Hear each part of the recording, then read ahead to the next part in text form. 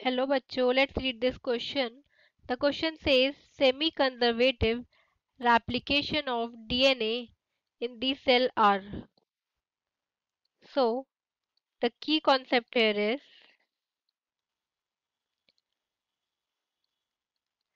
semi-conservative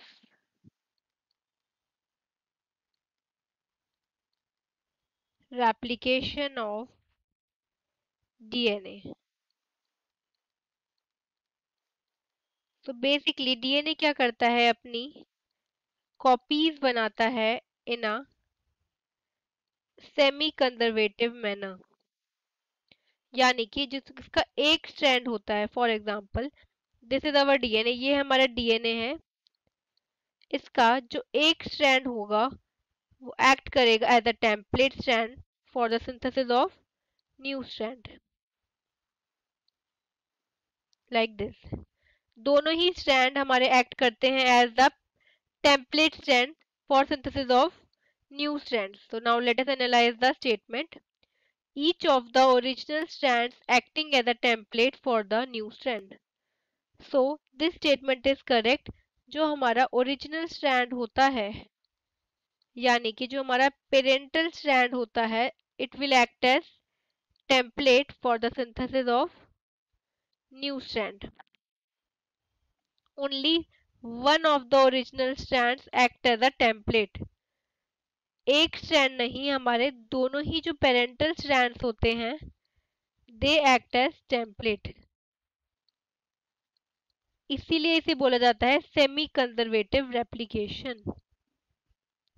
the complete separation of the original strands, synthesis of new strands and the reassembly of double molecules. There is no complete separation.